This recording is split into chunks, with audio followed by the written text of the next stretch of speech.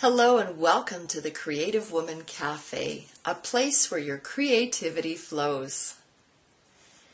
So, this is the second orchid painting that I've been working on, and I was so disappointed when I painted this last week because the painting before had been so fun to do.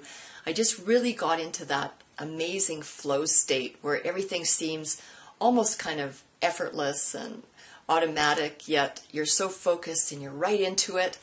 And I totally expected that when I painted this one it would be the same, and it just wasn't at all. I struggled the entire class with it.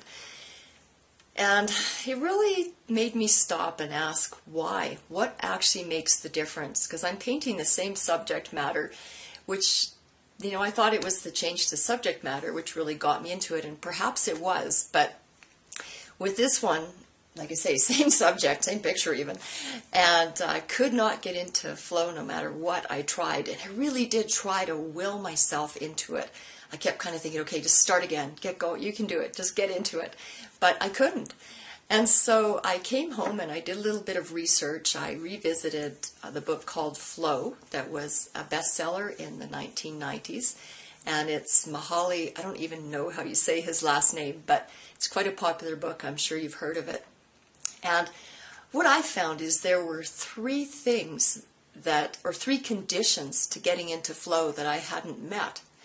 And so I'm going to tell you what those are, because if you can meet those three, and there are more too, which we'll probably look at in another video, but we'll start with the three that I didn't meet, because I'm going to try to change that today when I go paint this again. So the first one is that you need to have clearly set goals which give you both structure and direction. And I did think that I had clear goals, because what I was doing with this is I was painting it using only transparent paints. But then I just found that that wasn't really enough of a goal, and actually it just wouldn't even really work, because I need to put some highlights in there, and they are pretty well have to go on with opaque paint because I'm putting lights over darks. So anyway, that was the first area that I didn't quite take care of. And then the second one is there needs to be a balance between your perceived challenges in the project and your perceived skills. And for me, the problem was this started to feel an awful lot like a watercolor, which I don't really like. What I really like about acrylics is the fact that if I make a mistake, I can just cover it up and keep going.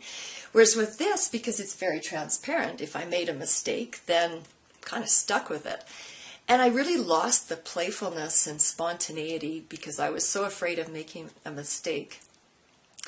And then the third condition that I didn't take care of when I was painting this is I was just never able to get fully immersed in the project.